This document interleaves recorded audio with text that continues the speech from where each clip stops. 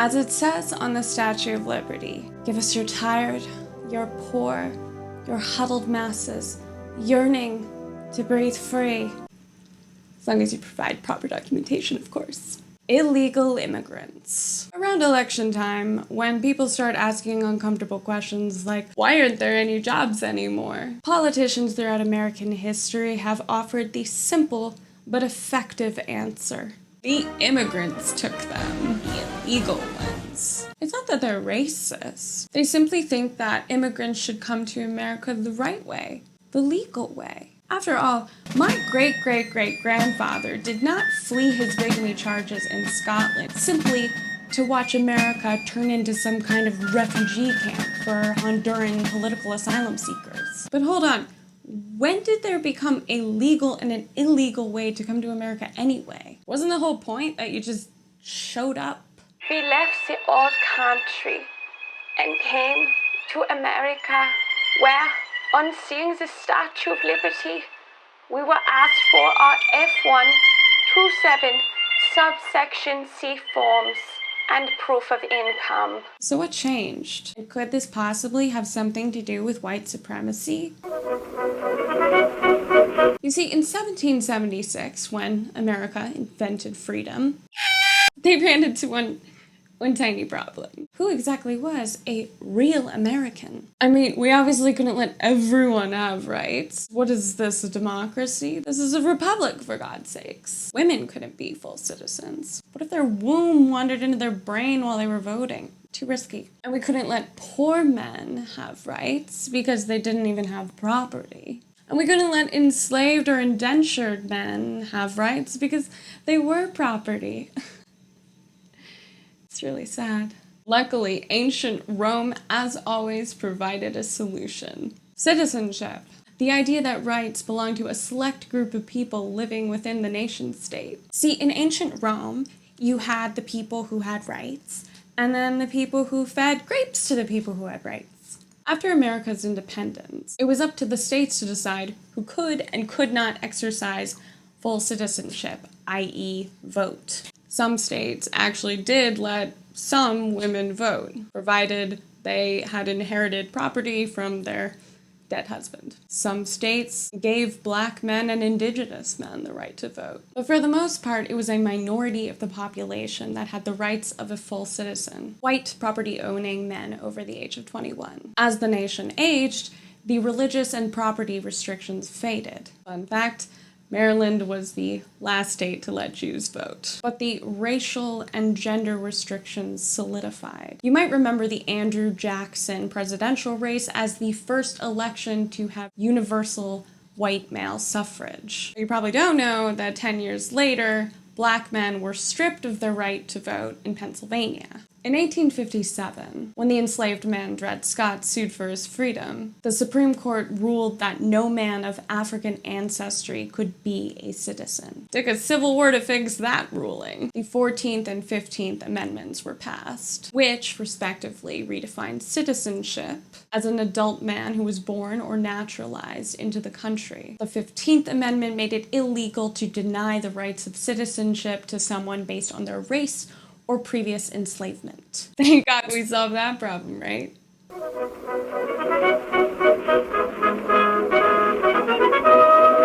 We didn't.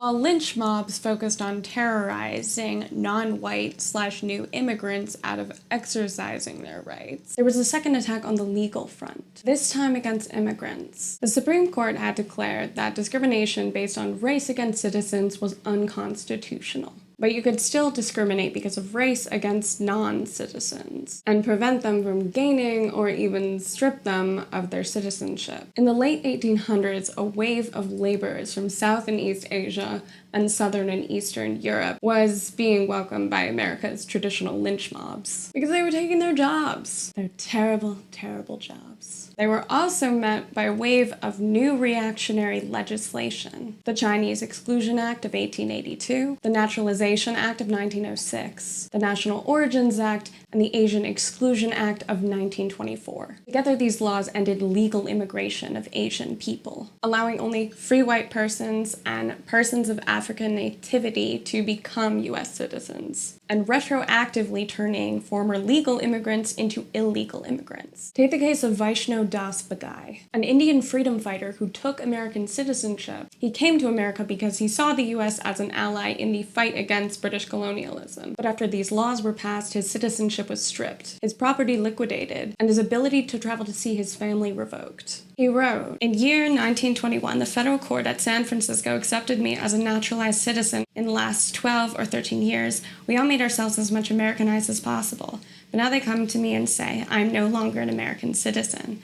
They will not permit me to buy my home, and they even shall not issue me a passport to go back to India. Now what am I? What have I made for myself and my children? We cannot exercise our rights. We cannot leave this country. Humility and insults. Who is responsible for this? Myself and the American government."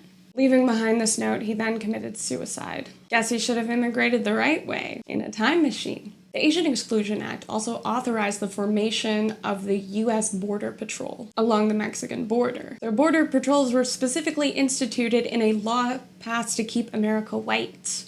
Interesting. Decades later, during the Great Depression, there was a repatriation movement to send people of Mexican descent home to protect, jobs for real Americans. Most of the people deported were American citizens who had been turned into illegals overnight. At least 1 million people were deported to Mexico by these federally sponsored programs. And all the while, the country's demographics were being changed by the new racial quota system, which artificially inflated the number of immigrants from, say, Protestant Germany, and drastically reduced the number of, say, Southern Italians, who by 19th/early 20th century standards were not considered white, also excluding non-Protestant Eastern Europeans, in addition to just banning Asians altogether. American businesses still wanted cheap labor, and the cheap labor didn't stop coming. They just stopped having rights when they came. The low point was in 1939, when a boat of about 900 German Jews fleeing the Nazis was denied entry by the US. They were forced to return to Europe, where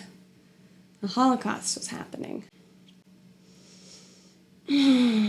Took an immense culture war in the form of the civil rights movement to make racial quotas in our immigration system illegal. A new policy was implemented, one that prioritized family members of U.S. citizens and also allowed for the immigration of specialized skilled workers, not manual laborers. The family reservation system was still intended to keep America primarily Anglo-Saxon, but it backfired since immigration from Anglos sharply declined while demand from post-colonial nations rose. This policy remains today. These are the current percentages for people naturalizing in America.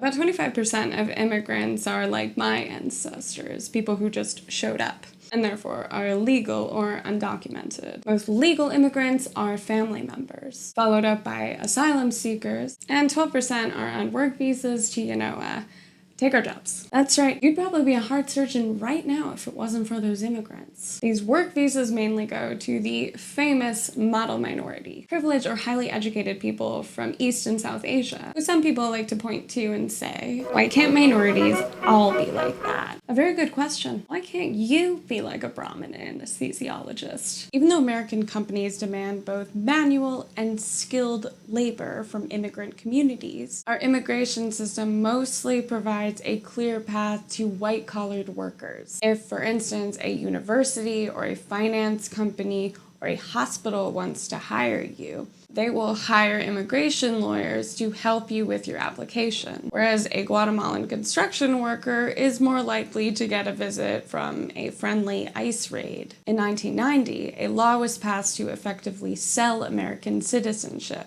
It's called the EB-5 visa, or investor visa, which means the only difference between a legal and an illegal immigrant nowadays is $500,000. The entire concept of an illegal immigrant was created to deny certain races or religions or ethnicities their rights. In fact, not only did we never have an immigration system that let in the tired, poor, and huddled masses, our immigration system was created specifically to keep the tired, poor, and huddled masses, especially the non-white ones, out.